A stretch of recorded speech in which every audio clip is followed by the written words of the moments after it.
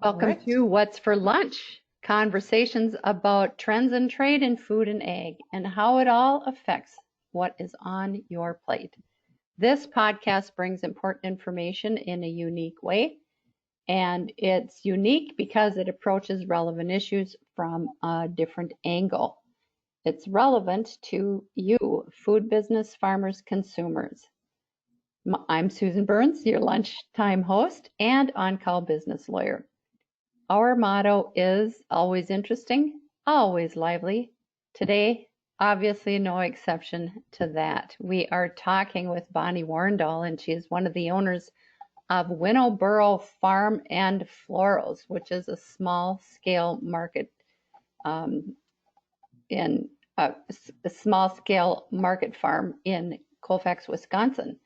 Bonnie is a former freelance musician and teacher, and she transitioned to full-time farming in 2016, so just a short time ago, when she and her husband, Josh, moved to rural Wisconsin. They left the city for rural Central America, or Central America. So they lived in an off-grid dry cabin, and I want to hear more about what that is for three adventurous years, says Bonnie. And then they purchased their own property in the spring of 2019, and that property is Winnowboro. It's now a part of a 311-acre cooperatively owned property in the scenic rolling hills of the Red Cedar River Valley. The interesting thing to me is Farm and Florals has three niche markets: cut flowers, heirloom dried beans, and agritourism. So Bonnie's a first generation farmer, which means she's especially attuned to both the challenges and opportunities that come with this chosen lifestyle. Farm and Florals has, I already said that, three niche markets. Bonnie grows 3/4 of an acre of cut flower farms, of cut, let me start that one again. Bonnie grows about 3/4 of an acre of cut flowers for farmers market, and that's how Bonnie and I have initially connected. I was attracted to her organic flowers, and she has flower subscriptions, and she also does events, any events, including weddings, and she offers a full service floral design. Then she has another acre, half an acre, where she grows 23 varieties of heirloom dried beans, and some of them are rare. And she grows those for restaurant and retail sales. She's also implementing more permaculture practices on her farms as she builds up her agritourism business.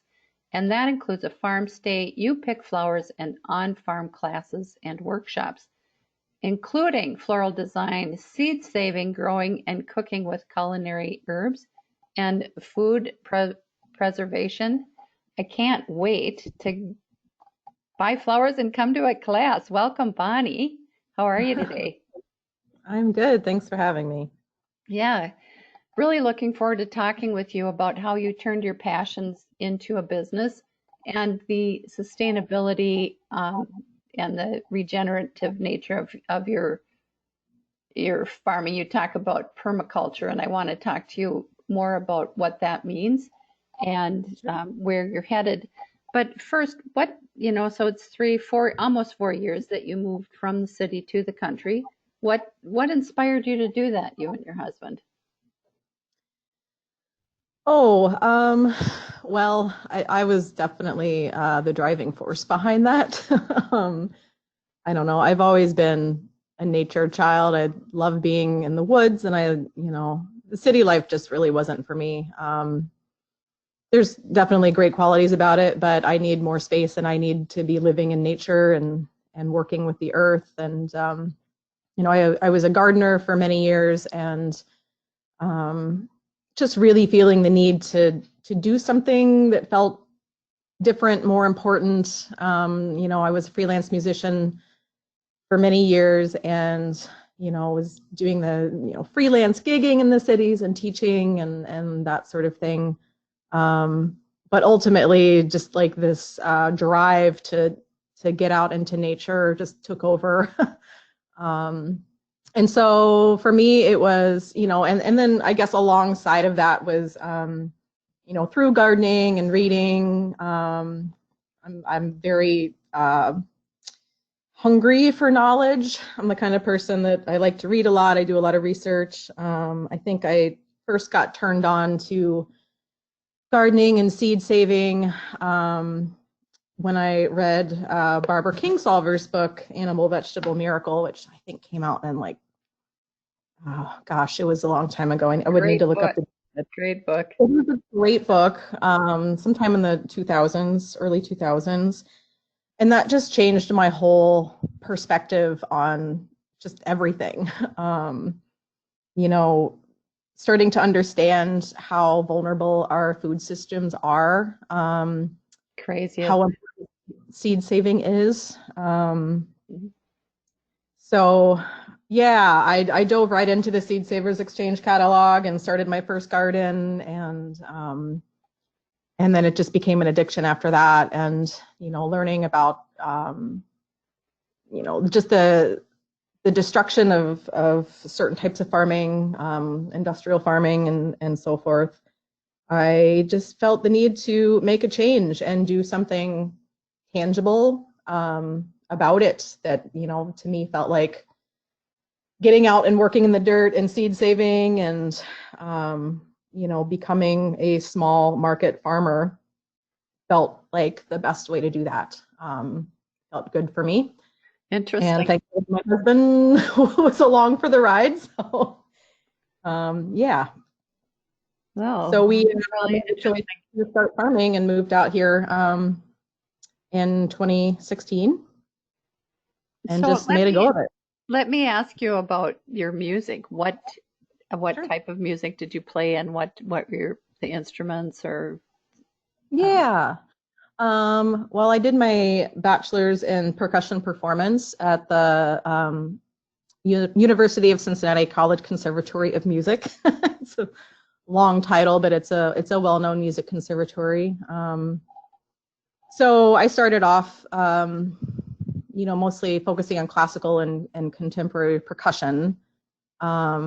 And I did drum and bugle corps and marching band, and so I've kind of done a little bit of everything in the drumming world. I taught. Did you ever play Ravel's Bolero? I'm sure I have. That's one of my favorite pieces. I love the percussion in that. Yes, And yeah. when you performed in the cities, where did you perform? Was it a classical venue usually, or?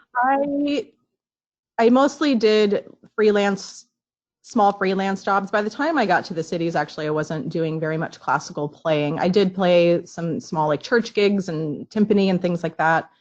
I kind of made more of a shift toward doing a lot more hand drumming, leading drum circles, and then I started doing cover band work, playing track set with cover bands on the weekends, and that was fun. That was a fun time. There were a few years of playing out every Friday, Saturday at some bar in rural Wisconsin or Minnesota. Fun. So yeah, it sounds to me like, just in the brief conversation we've had so far, that one of the things that is a link between both of those things is beauty and creativity. And yes. So I know that farming isn't all beauty and creativity.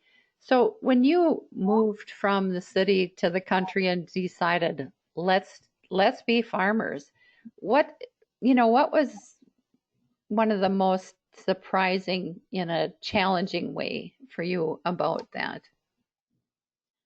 Surprising in a challenging way. Well, I mean, it's just how hard it is. I guess, I didn't come into it. You knew it was going to be difficult, but you didn't know how difficult or what. How difficult. And yeah, I guess there's just a lot of unforeseens when you haven't grown up on a farm or had a lot of experience. I did do a small mentorship through the Women Food and Ag Network before I, started farming myself. But, we were starting with very little capital and not a lot of knowledge besides reading and YouTube videos and that sort of thing. So, like I mentioned, we wound up at this dry cabin at our property that a friend allowed us to rent. And, right off the bat, we moved in April, and the well that we were supposed to use to irrigate our fields turned out it didn't work. And so challenge number one.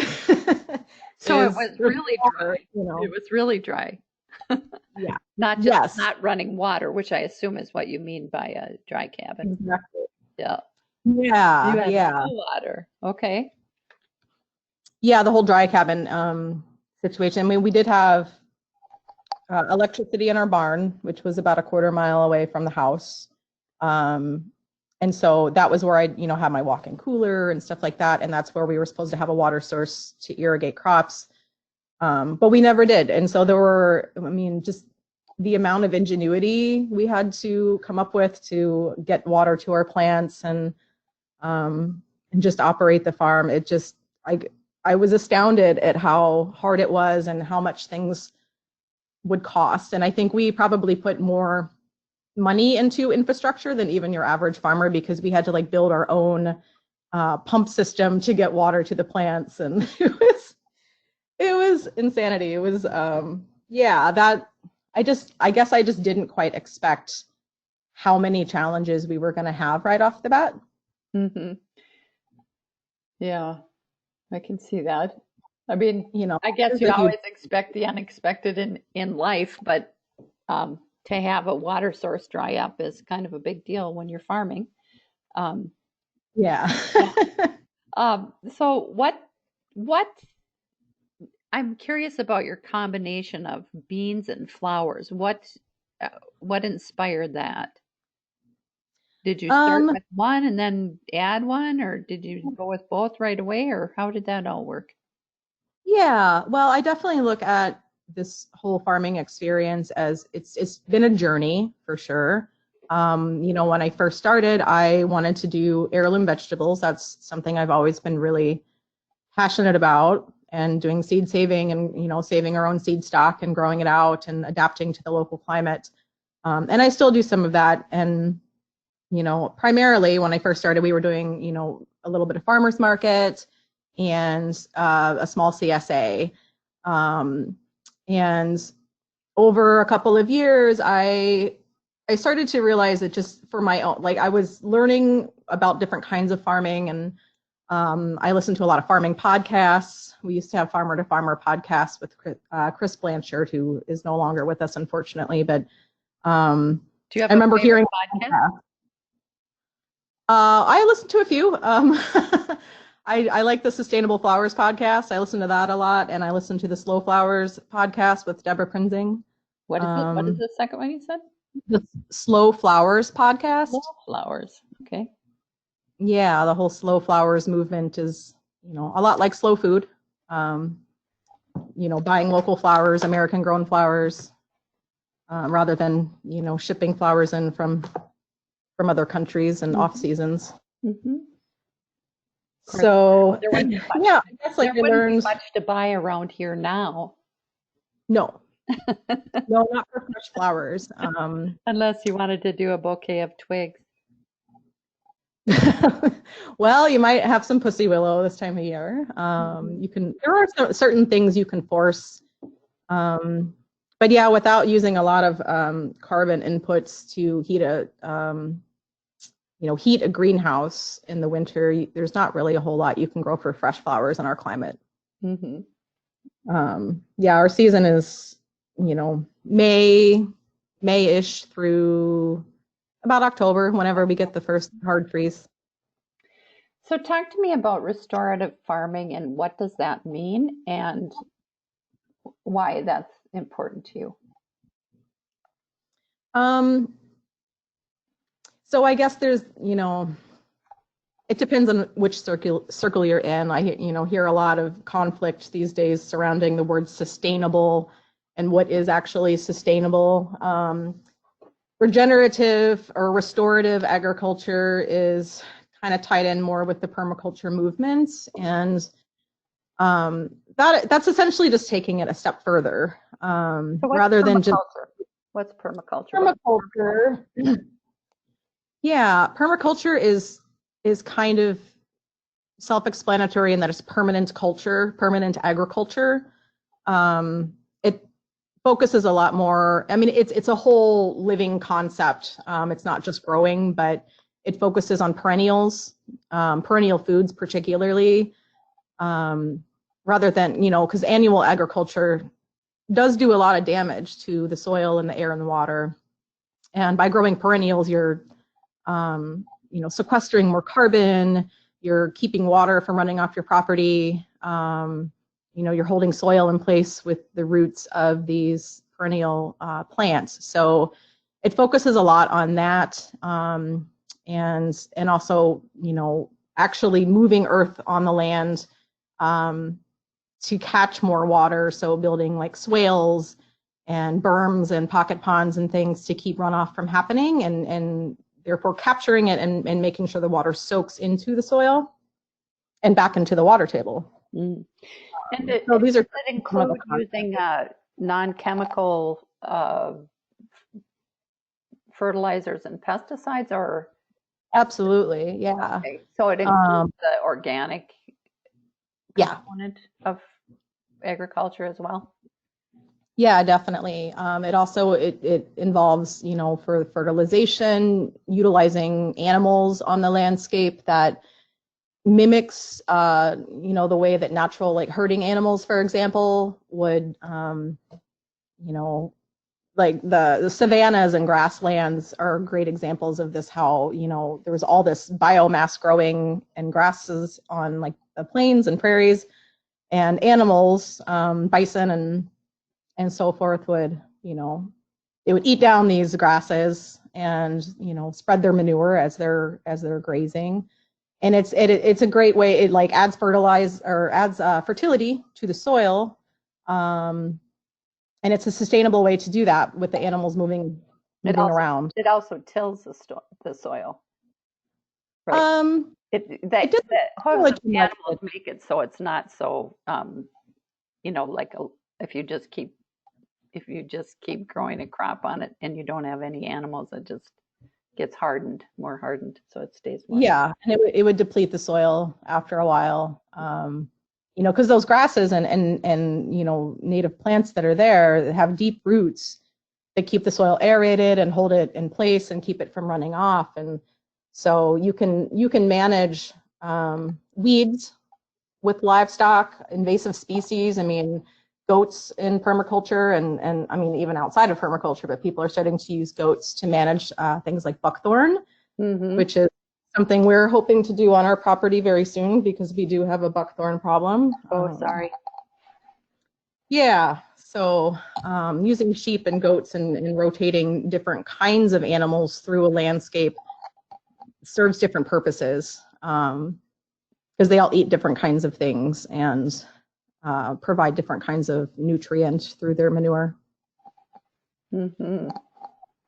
And so you've been doing this going on your 4th year. Do you have any like kind of things so far that you think, I never in a million years would have dreamed that this would happen? This is amazing. Well, this is actually coming up on my 6th season, because we did farm in a rental property before we came out here. But I think the most surprising thing for me is that we wound up where we did. I mean, land ownership was really important to me, and being able to have a place that I can plant perennials and have a long-term plan for it. We had some friends along the way that we talked about, like buying property together and, living sustainably together. And of course, it just never quite worked out, which is a common story. People generally have very different ideas and resources at different times in life. But I was just blown away when we found the place that we live now. I never expected to be able to live on a piece of land like this. It is in the Red Cedar River Valley. It is gorgeous. We have 311 acres, some of the highest elevations in our county. So from the top of my farm field, I can see as much as 6 miles. it's just breathtakingly beautiful. And I just never thought that I would be able to have the opportunity to own so much land. We were thinking at best we might be able to afford a 40-acre farm, but it was realistically probably something closer to 20. And this opportunity just came up, and it used to be it was a hippie commune back in the 70s, essentially. A bunch of folks bought this large farm, and so it has good vibes. Yeah, it does have good vibes. We have great neighbors. Some of the original people that started this, it's not a commune anymore, but they still live here, and they've got a lot of stories, and so we got a lot of history about this place.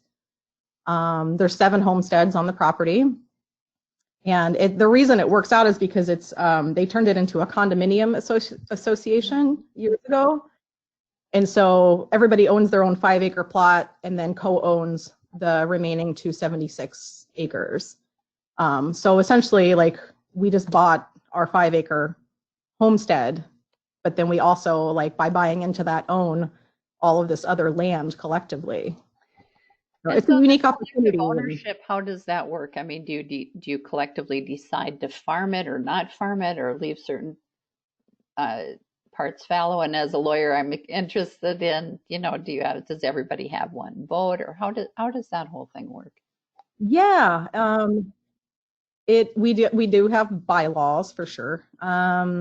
It is basically I think it's 70% vote to move forward on anything that involves common land, and it's by household. Each household gets one vote, not individual, because there's different numbers of people and different families. Mm-hmm. So most of this land is wooded. We have about an acre up on top of our hill that is open. There's another small field that has about 3 acres, and then there's an 18-acre agricultural field that's sort of in the middle of the property. That is currently being rented out to a neighbor organic dairy farmer that grows feed for his cattle. Okay. So right now, that's just been a way to kind of, throw some extra cash in the pool for people who live here. That just kind of gets divided between everybody. But yeah, if we wanted to, like, some of our newer neighbors have horses, and they want to take some of that field out of rent or out of contract, so they have a little more room for their horses. And I have some ideas about maybe doing, like, excuse me, hazelnuts on part of it, or doing like a you-pick flower field. It's more central. Yeah, lots of ideas, but everybody here is pretty cooperative, and we all just want everybody to be happy. So the general idea is just, kind of do what you want, respect people, don't inconvenience others with, your plans, and just communicate. So we've been pretty good about that so far. Good. That's great. And bylaws are important. I'm a strong believer in all that kind of stuff, because then you have clarity. And that's the biggest thing to prevent conflict, is clarity on, absolutely, how you do it, the expectations of people, and all those kinds of things. So I think that's awesome. That's great. Yeah. So yeah, I'm pretty happy. Oh yeah, good. You should be happy with that. Yeah. I always ask people, as we talked about earlier, Bonnie, about how what you do affects what's on people's plates, because we are what's for lunch after all. And sure. I think with you, I'd like to know, you wanted to make an impact, like a tangible impact on the agricultural system. So how does that work, and how does that impact what is available for us as consumers? Right. Yeah, I'm a huge advocate for small market farmers and having more small farms on the land, as opposed to, few farmers doing, growing food that's going right to the people in their community, and these big, corporate farms that are mostly growing commodity crops. So, I think anybody who is willing to get out there and do the hard work and learn and start farming. We need so many more small farmers. With me, heirlooms are an important aspect of what I do. I truly believe that we need to focus on growing heirloom species. And why is that? What's an heirloom species and why is that important? Right. So to be considered an heirloom, a food, plant, flower, whatever it is, tomatoes, I mean, everything falls into this category that can be grown, has to be at least 50 years old, technically. There are heirloom species of plants that go back. I mean, I actually am growing a bean that is called the 1,500-year-old cave bean. It was found in a cave, I think in New Mexico, sealed with pitch, and the seeds actually grew. And so those are now back on the market. And that was, that's one of those almost fairy tale stories of, losing an heirloom and gaining it back. The problem is that, over, the thousands of years that humans have been on the planet, all these different cultures, societies all over the world have developed their own species of plants, food species that become adapted to their local climates, that are reliable year after year. They have been selected for flavor, for texture, for color, for drought resistance, insect resistance, all these different qualities. And so, we only see so many varieties at a grocery store in the United States. You might see a few different kinds of tomatoes, but at one time there were over 2,000 different varieties of tomatoes. But actually, you hit on a sore spot for me, and I put tomatoes in air quotes because it's really hard to find a good tomato unless you go to the farmer's market in the summertime. It's really hard. Exactly. Yes. And there's reasons for that. When we started having supermarkets and people stopped having backyard gardens as their primary source of food, people stopped growing and just went to the grocery stores instead. And so what's happened over the last 80 years is that these seed varieties are just becoming extinct because seeds are living things and they need to be grown out year after year to continue to exist. And once you lose a variety, you can't get it back. And so in the last 80 years, we've lost, and this is an astonishing figure, and I still have a hard time wrapping my brain around it, even though I know it, 93% of all of our vegetable seed species have gone extinct. Isn't that crazy? Yeah. Yeah. And so we're down to a handful, basically, in the grand. Let me ask you, why does that matter? And it matters because of all those qualities that I pointed out earlier about disease resistance, insect resistance, drought tolerance, those qualities that made those varieties so hardy and reliable. Once those are gone, they're gone. And a lot of the varieties that we have now are basically bred to ship well.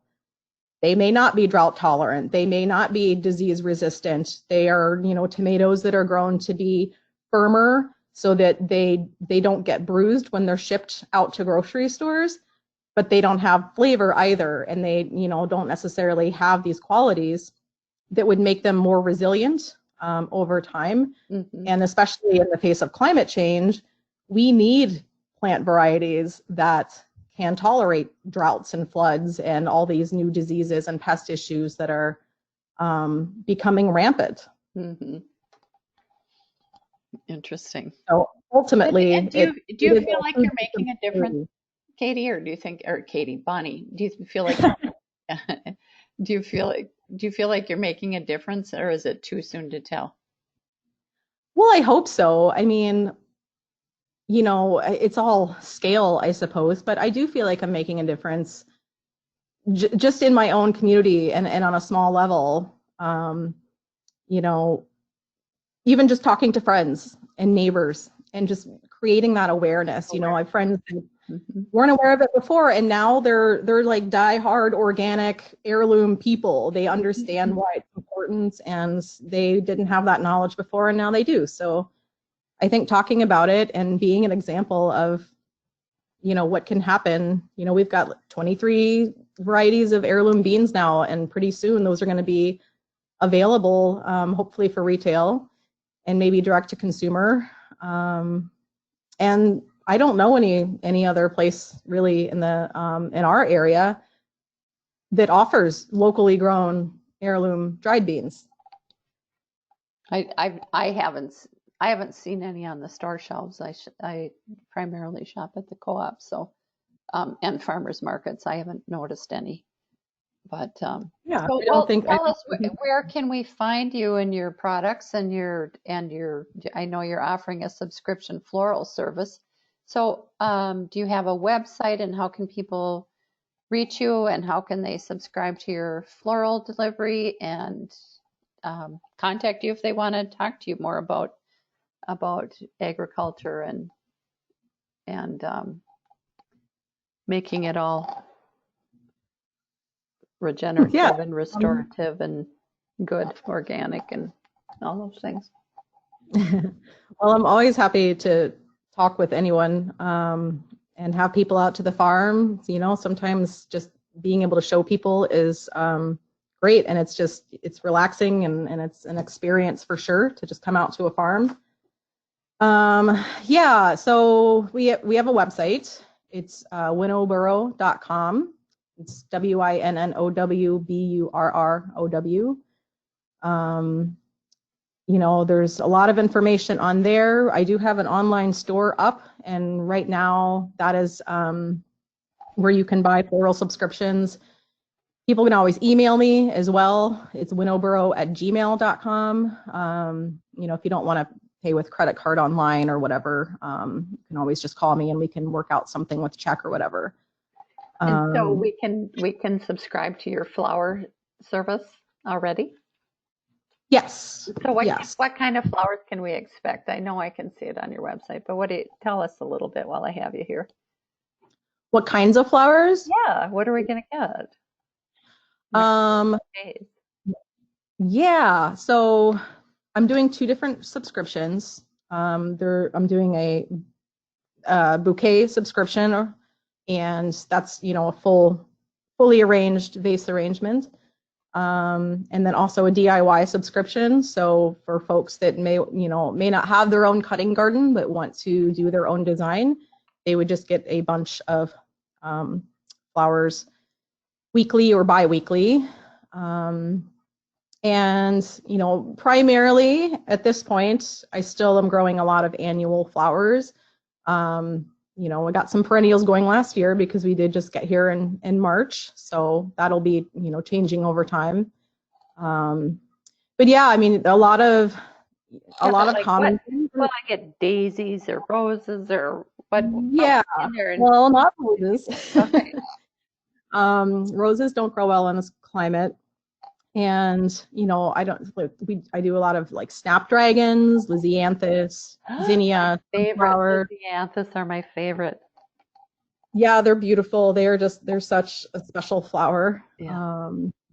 They come on here in this climate much later, so probably August, September. Uh-huh. Yeah, it's just a neat way to like follow the same way that food has seasons, flowers have seasons. There are some things that are only going to be available in the cooler of spring or the cooler of the fall, and then the really hot season flowers in the middle. You know, I'm doing some dahlias this year, maybe a little bit of eucalyptus. There's so basically you get, you know, focal flowers, filler flowers, and foliage. Awesome. Yeah.